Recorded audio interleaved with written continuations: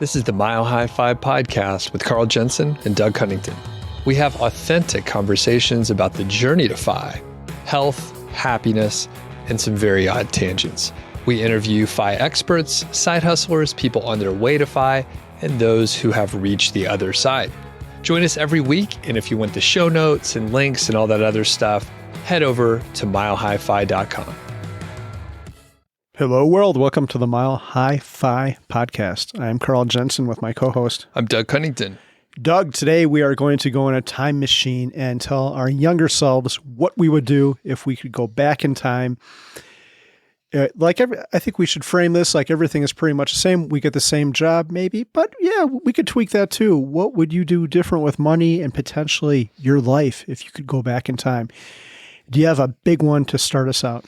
I think I would make a lot of the same decisions, but there are definitely some things to tweak, especially around, as you can imagine, saving in specific ways and then like kind of spending a little bit better. But a lot of the stuff I want to keep the same just so we could go back and, you know, this concept, we usually don't do this, Carla. Like we are usually looking forward, right? We're thinking of the future. We're trying to plan. We're not regretting the past generally, right? Yeah, I think so. Yes. Okay. Perhaps the purpose of this is to help other people out so they don't make the same mistakes. Right. And I think it can apply to, you know, people that are not in their, say like 24, 25, because we're kind of slow starters, I think, right? So you graduated from college when you were what age? Yeah, like 25. I messed around. Yeah, I was like 24. Yeah. So in most of my friends, they were like 22, 21. I think Elizabeth, my wife, I think she made it through like undergrad in like 3 years, got a master's before I even finished my my bachelor's. So I don't know, we're just a little slower, which, I mean, maybe that's another lesson here. Like, look at us. We're doing all right now, but we're a total mess. So yeah, what about you? Would you have any big changes? Yeah, so there's hope for everyone is what Doug is saying. Yeah. So we're like the lowest common denominator. If we can do it, you can too, because we suck. Let's see, if I could go way back in time, the first thing I do, and I should back up, I'm not quite as bad as I said. I think I graduated at 23, but then I went to pharmacy school, quit that, then I went to computer school. So I finally got a job and finished computers when I was 25. But that is a great segue into the first thing I would have done different. I would have studied computers instead of biology and chemistry, because unless you want to go to school for half your life to become an MD or something like that, there aren't a lot of great jobs if you're a biology and chemistry major. And I love computers. I just never had any exposure to it. When I finally did, I'm like, this is awesome. But so yeah, that's the first thing I would have done. And maybe to add something to that, maybe I wouldn't have even gone to college. I just would have gone to a computer boot camp. So instead of going for 4 years, you can go to these boot camps that they're rigorous and they're long, but not super long, maybe 6 to 9 months. And a lot of them will kind of guarantee you a job if you can successfully complete these things, and a good paying job too, just like you would have went to college. They weren't that common, right when you got, say, like 23, 24, right? Yes. Okay. So you would have almost had to go to like a university or like put together your own studying or whatever, right? Yeah, that's a good point. I probably would not have been able to do the code boot camp now, but for anyone who is considering this now, for any youngins out there, it'd be a great thing to do. And I think college was a lot of fun, but I don't know, making money was a lot of fun too. Yeah. Well, and thinking about it, so I would potentially get a double major in maybe like some communications or English or something where I could develop my writing and communication skills and get an engineering degree. I think that would have been much better. Engineers are traditionally not great communicators. The ones that are end up being in management. I'm not that good of a engineer or general employee. I'm not good at that much stuff. I'm just okay in a handful. And I think that would have been a great skill to layer on top. Plus, I would have had the opportunity to go to a more fun schools. So I went to Georgia Tech. Those days, I didn't find it very fun. It was very difficult. I didn't have a great time. It was only like 30% female or something like that, which just makes it less fun, in my opinion, right? So I would have gone for a couple years at our rival school, University of Georgia, where it was like 70% female. Seems more fun to me. Go there for a couple years, finish up at Georgia Tech, and then I have like a more well-rounded college experience plus 2 degrees. So if I was going back, I would potentially change that. Cool. I have another question about education, and then we'll get off this topic. And I'll back up a second before I get to my main point. Did you hear what Elon Musk told to Disney after he was being interviewed on stage somewhere and someone said, "Oh, Disney quit advertising on the Twitter platform"? Did you hear his response? I caught wind of that. Yeah, what was it? I think it was, "Go fuck yourself, Disney." Yeah. So then I learned last week, or I think it was earlier this week, that Elon Musk is starting his own school. Have you heard this news? No. Like he filed, I think he's putting $100 million of his own money. Can you imagine, based on the GFY comment, what his marketing and communications classes are going to be like? Just a big That's middle great. finger. Do you know anything else about the school, or what's the deal? Yeah, I think they're going to focus hardcore on like STEM stuff. What I think he's looking to do is build a pipeline for people to work at, like with Tesla and SpaceX stuff. So it might be a good move on his part. But yeah, I probably wouldn't sign up for the communications and marketing class. Or maybe I would. That could be fun. That's pretty good. All right. So wait, were you going to make another point? No, that's it for school. Okay. So let's talk about our first job and salary, if we could remember it, and we'll give it in the dollar amounts of those days. We didn't do the conversion, and kind of what we did when we first got the job, what we actually did, and then what we would do a little bit differently. So what was your first job? So you went to school, you quit, you started back, and then you finished the computer school. Was it a boot camp that you went to? It was, yeah. It was like Y2K was going on then. So it was a 30-week program to tell you how to remediate Y2K code. So there was tons of demand for that at the time. 1998, 99, you could get a job very easily, well-paying job. Okay. And it's the source of office space, right? That was all they do. Yeah. So you had to do 30 weeks to learn how to make the 2 digits into 4? Yeah, pretty much. Okay. All right. So you got a job, and how much did you get paid? $37,100, I think. Okay. Did you feel good about that, or what? Actually, I took the lowest paying job because it looked like a fun place to work at. It looked like there were lots of young people there and it seemed like they had a good culture, but it turned out it was horrible. And it was the worst. I should have taken the Motorola job that offered me $43,000 a year instead. Okay. And what year was that? Was that 99 or 98? Yeah, that was right at the end of 98. 98. Okay. So you made 34?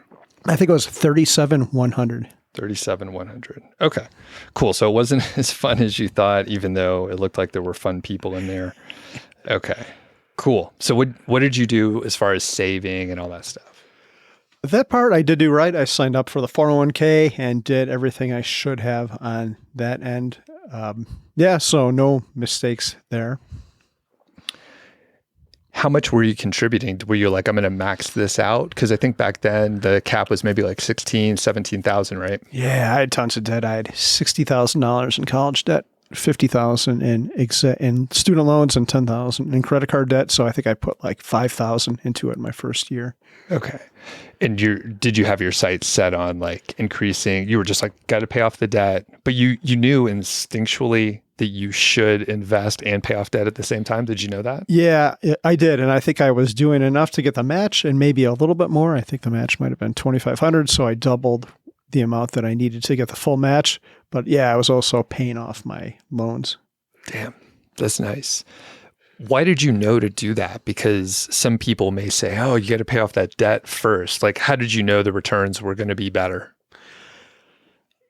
That's a great question, and I'm not sure I know the answer. If I were to think about it now, I would say that I probably looked at I think the interest rates on the loans were pretty cheap. I think it might have even been like 3.9% or something like that.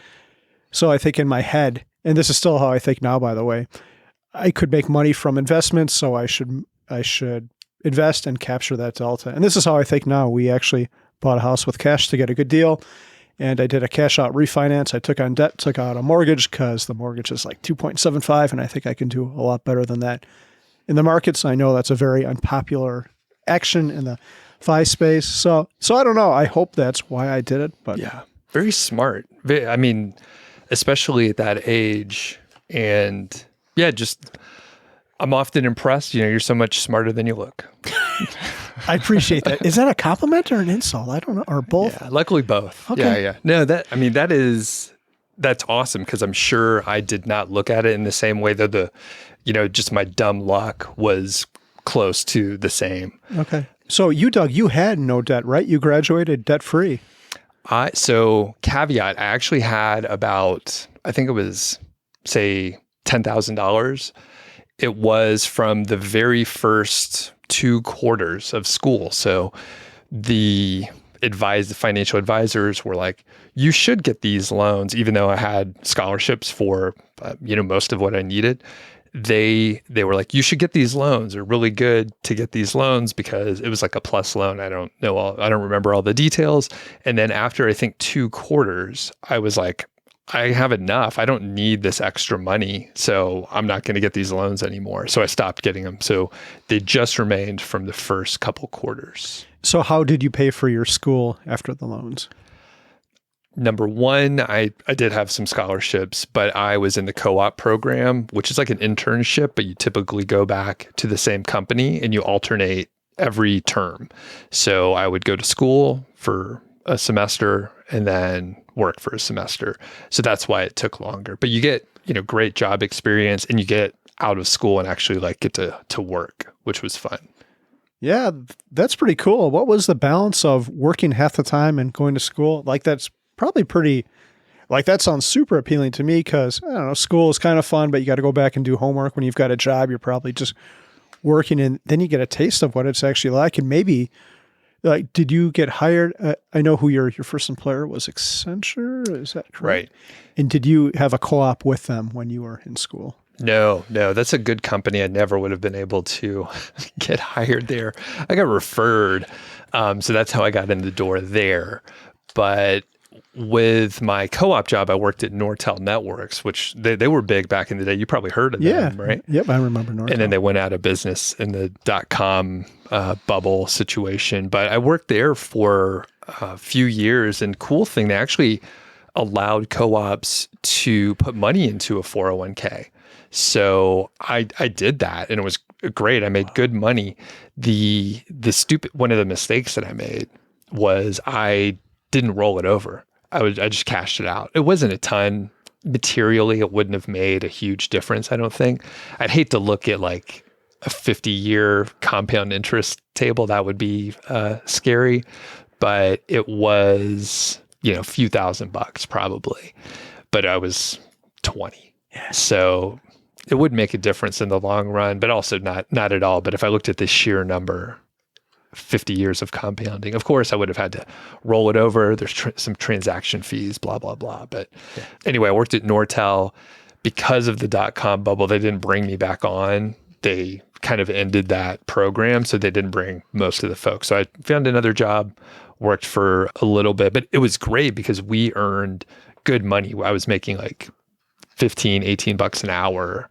And it was, back then, minimum wage was what, $5, $5.50, something like that. So I was getting paid a decent amount of money, which made going to work more fun. We had our evenings free and we would go hang out, party, have a great time. And we actually earned some money, knowing we would have to pay for some school at some point, but you could still have some fun with a decent salary. Super cool. Yeah. They also knew we were cheap labor, so we got overtime, a lot of overtime, time and a half. Wow. Yeah, so it was a great time. It was very fun. Holy cow. Can I borrow some money, Doug? It was a long time ago. Okay, so those were sort of the college years. And then when I got a job, I made decent money. So this was 2004. 2004, got my first job. My friend referred me. And I made $52,000. So good salary. It was right where I should have been for a computer engineer in those days. And, got into consulting. And like you, I knew I wanted to put some money away. So 401k. And because I had very low debt and I was kind of making minimum payments on the student loan, I was able to max out my 401k for a couple years. So I remember like going through maybe the first few months, I just did the match, maybe I think 6%. I can't remember, but it was a little bit, not a ton. And then I think I got a raise, not because of performance, of course, but because it was just the annual time. And they gave a raise and I was like, oh, I think I'm going to max out my 401k like this year. And I was like, okay, I'll turn up the contribution to like 25% or something like that. So I maxed it out for a couple of years. Wow, nice. Yeah. And I mean, really paid off, like laid a good foundation and allowed me to make like some dumber mistakes and decisions later. Yeah, that's great. I'll tell you about one of my horrible mistakes at my second job. They had a program where you could invest your 401k in stocks. So I thought I was smart and signed up for that. And that was right around like 1999, beginning of 2000. So I dumped it all into companies like CMGI. Do you remember that at all? Or, yeah. It was one of those internet bubble companies. And there was a famous mutual fund, which might have been the poster child for the Y2K boom. It was called Munder NetNet, N-E-T. So I put a bunch of money in that. And yeah, I remember that thing. At one time, it had 10x'd itself. It went from like $10 to 100, and then it went to zero. Oh, man. So most of my money from that time period evaporated, which was a little bit difficult lesson, but best to learn early on when it's not when you can recover from it. So yeah, that was hard. So we're talking about what we would do different. So we did the 401k. That was great. The Roth IRA was created in 1998, right? That's when the tax code changed. So it was like fresh. When did you start yours? Roth? Oh, I think it was, I don't even know, probably sometime in the 2000s, maybe 2005. Okay. Right about the same for me. The funny thing, I complained about that insurance company that sold me a whole life plan. I also opened a Roth IRA and they were like, this is really good. You should contribute to this. In a few years, you're probably going to be earning so much money that you won't be able to contribute anymore. So you should start putting money in there, which was true. I was like, I don't think I'm going to earn that much money. But he was like, you're going to be surprised. You don't think it's going to happen, but you will. And I'm glad that I got it started when I did. So, nice. But that was like 2004, 2005. Cool. Of course, I had that stupid whole life. So that captured some of the benefit and goodwill towards that company. But yeah. Were you married at that time or not no, yet, right? Okay. So who was your beneficiary in your whole life? I think it was, I don't remember, for a little while, I probably like made it my parents or something like that. And I think I, signed it over to a girlfriend at one point and then I didn't end up marrying her. So took her off. Nice. So yeah, how about your beneficiaries? Yeah, what did you do for yours before you were married? Yeah, I don't have any idea. I probably just left it blank. I didn't designate anything. So what would have happened then? It goes to the state. I guess it would have probably gone to my parents at that point. Yeah, as it go through probate or whatever, it probably would have ended up with your parents. Yeah, I should make sure I have beneficiaries now. No, I'm just kidding. I do have them now. Okay, so we would have potentially set up our Roth IRAs a little sooner. If I would have known, I probably would have set up a Roth when I was co-oping. Like that would have been the smartest thing to do, is like invest in a Roth early on, maybe save a little bit less money. And I mean, I was a spender too. So at some point I was like, oh, I'm going to earn a decent salary. Like I'm earning good money now. So I would if I had a good opportunity to go on a little vacation or a trip, I would do it.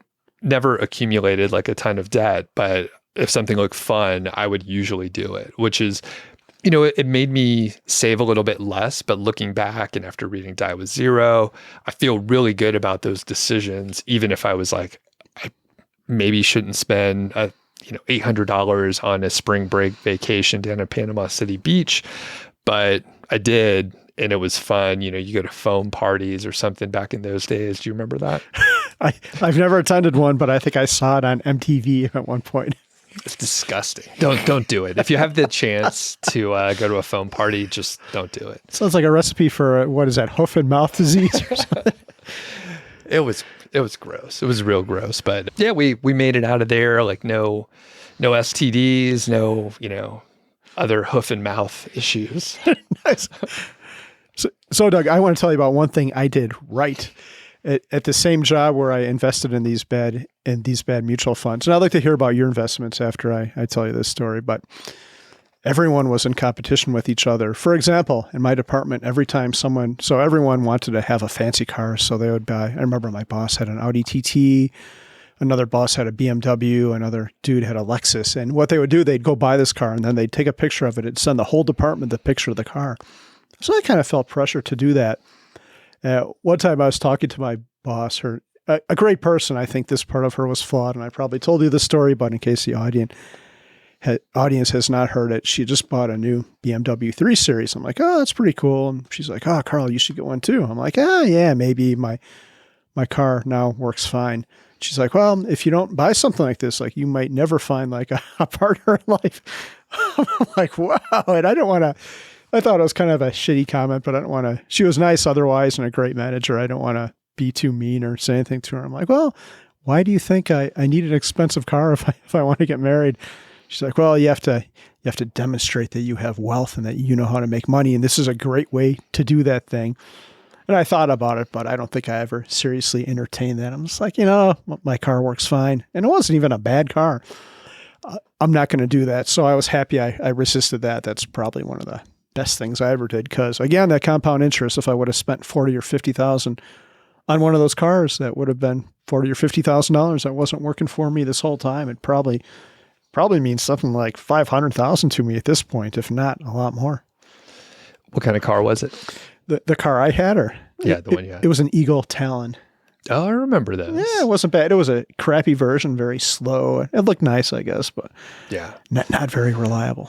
And I think you had an Acura Integra at some point, right? I did, but it was a used one I bought for $2,400 from a friend. And yeah. I had a similar one. I think we compared years once, and I think we had virtually the same car, like kind of it was fine, but yeah, nothing too flashy. Yeah, it was. I think mine was like 2001 or 1998, something like. Yeah, one of the original. It was a great car. I regret getting rid of that thing to this day. Yeah, they were nice. They were nice. So, one thing I am reading Morgan Housel's book, Psychology of Money. A little late to the game. It's been out for a couple of years, but you let me borrow it the other day. And there's a section about rich versus wealthy, right? And you can see, rich people, right? Because they buy a car, they have to be able to get the loan to buy the car, the house, or whatever. So they probably have a high salary, but like that it's demonstrated. A rich person demonstrates their salary or their income or something, or they're borrowing beyond their means. And a wealthy person has a crappy Honda Element like you, or a truck like me. Like you don't see it. You don't see wealth. And it's kind of a weird thing that becomes obvious now that we're older now. But when you're young, it's like, oh yeah, maybe I should get that fancy car. Or you look at the car and you think, wow, it'd be great to drive that thing. Did you have a epiphany at any point where you were like, oh wow, it's the people that are not displaying their wealth that are actually wealthy?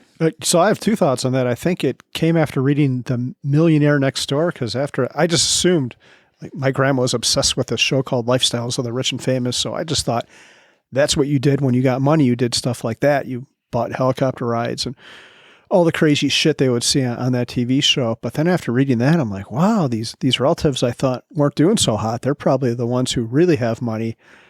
And a couple of years ago, when we lived at our previous house in Longmont, this is story number 2, I learned that the ladies in the neighborhood would have a ladies' night. And I learned through secondhand conversation that one of them, that they had a conversation where they said, what did they say? If you could marry some other person on the block, who would it be that's not your husband? And one of them said, I wouldn't marry Carl because I think I see him working on his car and I think they struggle with money or something like that. So they thought we were struggling with money. And we were probably the best off on the block. Wow. Do you know if anybody picked you?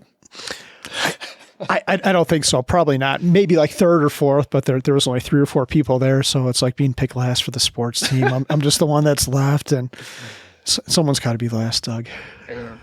So who would you pick on your block now? No, I'm just kidding. Let's take a really weird turn. I live around, my neighborhood skews older, so that would be a pretty weird. Maybe you'll be higher up on the list then, buddy. Yeah, maybe. I might be close to the top of that, man. That'll make that Christmas party a little more fun, huh? Yeah. Yeah. So I'm curious, Doug, to back up a second. It sounds like you did a lot of things right with your money. What did you specifically invest in? Because back then, I don't think index funds were that well known. I didn't even know what they were, so I didn't invest in them. Were you in actively managed funds, or did you actually know what an index fund was back then? I am not sure. I think I kind of lucked out in a couple, not like a super broad base index fund, but I think I was often in like S&P 500 type things, at least for, 25 or 50%. I would try to diversify. I didn't know what I was doing, so I think I picked some mutual funds which were actively managed. I didn't know to look at the fee. What are those called? Expense ratio. The expense ratio. Yeah. So I didn't know to look at those and sort by that to pick, but generally I think I did mostly fine. And when we realized that our financial advisors were doing poorly, it was because basically my wife and I looked at our 401ks and we had, maybe 3 or 4 funds that we were invested in, probably an index style fund. And we were outperforming our advisors by like a pretty huge margin. And it's like, what the fuck are we even doing paying you guys? So that's when we fired them, because we're like, we could do a better job. We just don't know how yet. Yeah. And then eventually we found index funds. Yeah. Nice. What did you do? Oof, I think I would probably just do the exact wrong thing, like look and see which one had the highest 1-year, 3-year, or 5-year performance and go with that, which is probably the exact opposite of what you should do, because there's probably not a good reason why they had that performance. They probably got lucky and their streak of luck was about to run out, so they're probably set to underperform. So yeah, I would just do that. Like, oh, this one looks great. I would check the expense ratios a little bit as well. But mostly it was all performance. Like, look, this one did 23% last year, and it's some like obscure Chinese internet thing. And then that one probably went to 0 as well. So, yeah. Okay. All right. So we talked about what we did, a couple tweaks that we might do. Anything else from a, retirement account standpoint that you would do? So we did your 401k, you opened up a Roth probably after you paid off the debt and you were ready to save more. Anything else? 2 things. One more, a huge mistake I made was when the Great Recession happened, like 2008, 2009, I stopped contributing altogether for like 3 years, which was a massive mistake. Warren Buffett has the famous quote, the stock market is the only store that people rush for the exits when it goes on sale. So that's the exact time I should have been buying, and I did not. So to younger listeners out there, or any listeners, when the stock market takes a dump, don't freak out. That is nothing less than opportunity. So embrace that. I guess the other thing I'll mention, and this probably isn't applicable to many people, but some kind of investments, if you've got investments that might pay you a lot in income, not growth, that would be taxed heavily. We have a self-directed solo 401k, and we hold those investments in there. For example, we do private lending, so we get payments every month. And because it's in that tax, I don't think shelter is the right word, but tax vehicle or investment vehicle, the 401k, we don't pay taxes on it. But that's only if you're going to do syndications and all that stuff, maybe look into a self-directed solo 401k. But I would also advise you to keep it simple. We've done all this work to set this thing up. And I've mentioned before on the show that every syndication we've ever had has outperformed its projections, but they've all underperformed the S&P 500. So I could have not been reading all this bullshit, all these prospectus, and what's the plural of prospectus? Prospecti? Sure. I don't know. I need to go to that Elon Musk school of fuck you or whatever he's going to call it. But yeah, I spent all this time setting this thing up, and it's a long process and moving money around to get it there. And then if I just would have picked VTI or whatever, it would have been better off, and I would have had a lot more time back to myself. So err on the side of simplicity. It seems like it shouldn't work better, but it usually works better, and it saves you a bunch of time and stress and all that stuff. So, okay. Very good. How about you, Doug? Same question back to you. Is there anything you would recommend or people look at? Or I think that pretty much covers it. Roth, 401k. Right. I think when the time was right, my wife and I stopped contributing to our retirement accounts, which there's some debate on that. Some people were upset that I said that. But at some point, our employers stopped matching our 401k, right? So some companies don't offer that as a benefit. You can contribute, but like they don't match it at all. And we were like, we want to have some flexibility. We want to put money where we can get to it. So we have a post-tax brokerage account, and that's great. We started saving there, and we have a good cushion. So, when we have gone to a financial advisor in the last few months, they're like, great, you have a bucket that adds flexibility. Sure, you don't get the tax benefits in the same way you might with a Roth or a 401k, but you have options, and we can get to that money very easily when we want to stop working, and you get the flexibility. So that's the trade-off. So I would recommend people look at that, figure out what's right for you, because some people, it may not make sense to do that. But for us at the time, it made sense. And then, after a decade of that, we see it did pay off. The other thing I would do, I would open a solo 401k because I'm self-employed. So I waited to do that for a little while.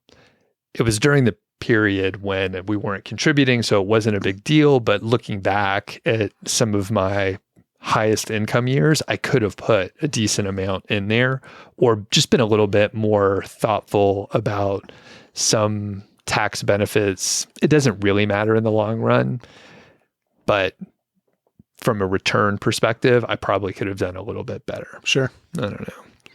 All right. Yeah, Doug, I want to circle back to your first point real quick. I saw Sean Mullaney give a talk at a Camp FI. It was the one out in California, and he echoed pretty much exactly what you said, that there's a lot of value in contributing to a 401k, a Roth, and even a post-tax, especially if you're going to retire early, because then you have different buckets that you can pull from depending on your situation. I've mentioned before that I don't really want to be on Medicaid, so we have to generate income.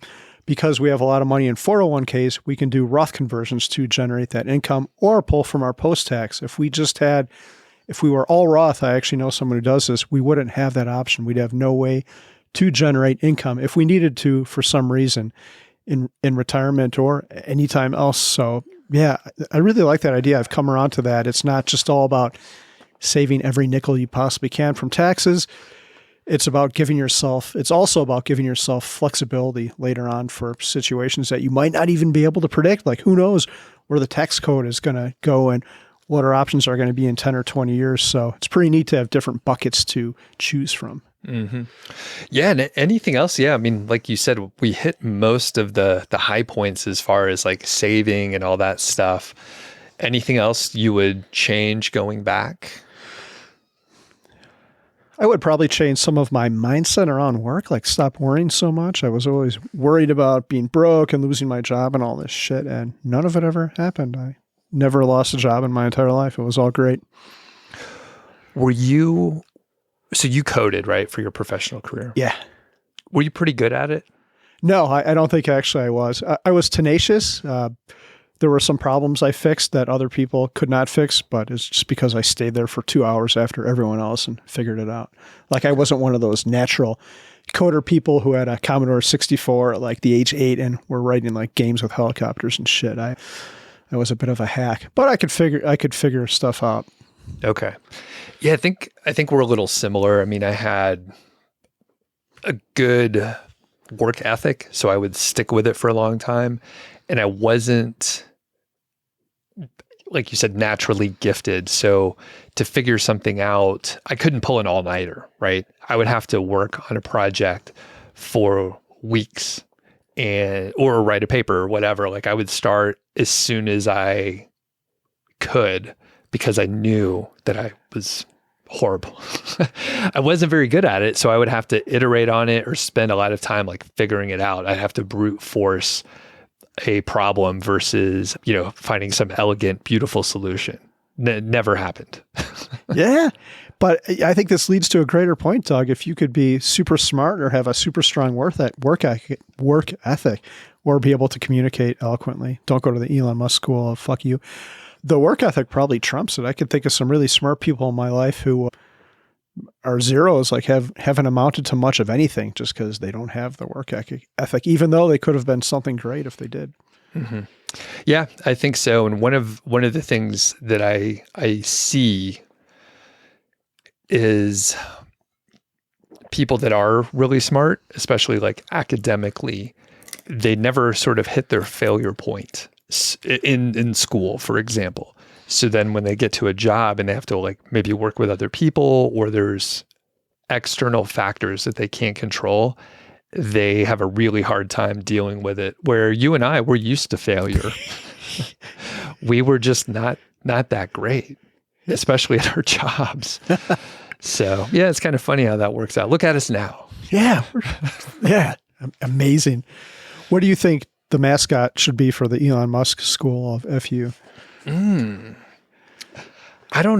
I am not sure. I haven't read his biography. There's a fresh one that's out, right? I feel like you probably got some good ideas from that one. Yeah. Walter Isaacson wrote it. I'm thinking maybe a big middle finger. Like I could see the marching band going out there and playing some foul song. And how marching bands do those formations. It just turns into a big middle finger at some point, or some other vulgar symbol, a big asshole or something. I don't know.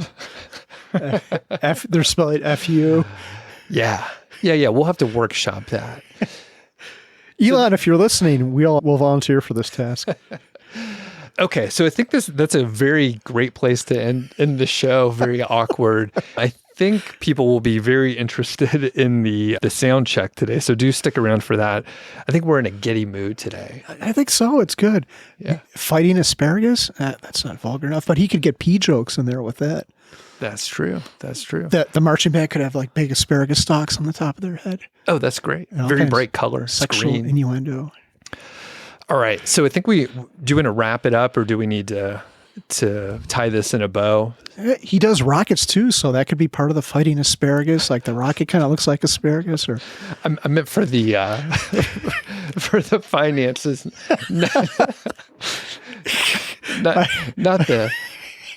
not the costumes or the uniforms for the marching band. Doug, I'm trying to get us high-paying jobs with Elon Musk. Can you picture that big green rocket? Or if we could paint it like a big dong, he would probably appreciate that too. I think so. Yeah. That sounds like a great idea. Well, I think to summarize, all right, I'll do it. God. Save early, save often. Is that it? Yeah, save early, save often. If you have your choice, if you want to go to school for something that might not have a clear path to a lucrative career, maybe double major or minor in computers or something to see if you might like it. So you could actually I don't want to be too judgmental because I know people who've majored in things that I won't say anything because I don't want to get hate mail, but things that wouldn't have been so great. Is that no? But the thing is, like a creative person can do great in some other industry versus like a closed-minded engineer. Yeah, like us, right? I even know our people, like our neighbors, they run a firm and they do great, but it's going to take an extra level of skill that, like maybe to run a business or to be a people person and get contacts, you're going to have to work a little bit harder. Or if you can become a CPA or engineer, you've got a real clear path to making money. What are some other majors you hate, like philosophy or English? I'm just kidding. I'm making it worse. Okay. I think that's good. And one thing you did, Carl, you changed major. You realized you didn't want to do something and you switched. By the time I realized I didn't want my major, I was like 3 years in and I was like, I'm just going to finish it. It's going to be better than like trying to switch right now. So I think you shouldn't count that out. You have to look at it. So, yeah, it's a lot better to switch when you're young and can, even if you do have that sunk cost. If it's something you're not really going to enjoy. God, I was reading about someone who went through med school and he completed it and like passed the exams, but never practiced. But I don't remember who that is, so it's a shitty story. But don't be afraid to pivot. You don't want to be miserable the whole rest of your life. All right. I think that's it for today. Check out our Facebook group. We'll link to it. There's a lot of cool stuff going in there. I'm currently doing a dry January. I may keep it going a little longer, but we'll see how it goes. And you're cutting back a little bit, but yeah. We'll track that kind of stuff in there. So check out the Facebook group. We get questions from there all the time. Yeah. And if you appreciate the episode, buy me an asparagus, which is actually buy me a coffee. You can contribute money to help make this show less bad. Thanks for listening to the show. That was the Mile High 5 podcast, and I'm Doug Cunnington, the balder host, and Carl Jensen is the cool, sexy one. If you dig the show, please do 3 things for us. Number 1, tell a friend, a family member, an enemy about the show. We really don't care who you tell. Maybe forward them a specific show that you know that they will like. It's the single most helpful thing that you can do to spread the word. It's like giving us a virtual high five, and actually we don't give high fives in person, so the virtual kind's pretty good. And more importantly, your friend or family member or even your enemy will appreciate the fact that you were thinking of them. Number 2, make sure you're following or subscribed on your podcast app, Apple Podcasts, Spotify, Overcast, YouTube, whatever you're using, and that way you won't miss a show. And number 3, please leave us a rating and review. We read them on the show occasionally, and you might hear yours out there on an upcoming episode. Quick disclaimer, this show is not financial or legal advice. I'd actually be surprised if it sounded like it. It's really just for entertainment, and that's at least what we're hoping for. But seriously, get advice from professionals. Carl and I are just 2 guys with microphones that sit in my basement and talk. So we'll catch y'all next week.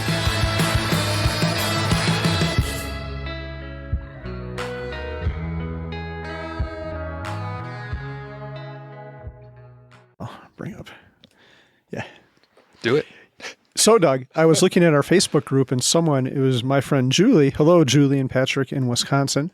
She posted that asparagus is a potential hangover, not a cure, but a preventative. So you're supposed to eat asparagus apparently before you drink, and it might prevent a hangover. Doug, have you heard this? No, this is amazing news though. Very exciting. Do you know anything about it, any of the details? I looked a little tiny bit, and supposedly hangovers are brain inflammation, which is pretty scary. I didn't realize that's what a hangover is, but I guess it's obvious thinking on it now. But supposedly asparagus combats that, and I got distracted and did not read the details. But well, the surprising thing is it's a suppository. So, wow. But yeah. I've been doing it wrong the whole time. Yeah. And well, you told me this. So suppository, and you told me to use the white ones because they're fatter. Yes, I guess I did tell you that. Yeah. There is a difference. Yeah. But I don't even know if we could use this, but we're going to keep running with it. We're just going to push through. So what I'm really curious about is like the actual dosage. So I think you do eat it. I think you eat it normal, right? And I'm curious, like, how much you need to eat to actually like combat a hangover. Yeah, I have no idea. We'll just have to do some experimentation. And I was reading about this on Reddit, and one guy was like, yeah, this sounds like a great idea, but the issue with me is then I would clue my wife into when I pee in the shower. Does it just like, are they in the shower at the same time, or is it so powerful that it goes through the whole house? Yeah, I was thinking that same thing, because you think the smell would dissipate, you turn the fan on, but maybe, he just has such an effect, and maybe some of it's going to be there in the drain, and it's hard to get it all completely out. So, yeah, I don't know. It'd be interesting to find out. Do you pee in the shower? No. It's okay. But if you do, I pee in the shower sometime. But I do usually let it yellow. How does that go? Let it mellow. If it's yellow, let it mellow. So I'm very paranoid about water consumption. So okay, I'll pee like 4 times in the toilet before I flush it. If it's brown, flush it down though, Doug. Okay. Yeah. Standard flushing rules. Yeah. So you got to try peeing in the shower, man. When's the last time you peed in the shower? You surely have done it before, right? I don't know. I probably have. I guess I just usually go to the bathroom before I take a shower. That's like the way I operate. Oh, I take a shower to go to the bathroom. Have you ever read about how Andre the Giant went to the bathroom and took showers and all that? The pro wrestler? No, I haven't. God, this conversation's getting worse by the second. So for him, a shower wasn't just for peeing. He let it rip. He did his number twos in the shower as well. And I'm not exactly sure the mechanics of that. Did he have to get like a plunger and knock it down the drain? But yeah, and I'm not sure why he did that. Maybe he was a very large man, just like what is he, like 7 feet tall? So maybe he just had a hard time with the logistics of wiping or something. I don't know. We'll have to research that. My Google search history is going to be really weird for the next day. You'll get some crazy ads.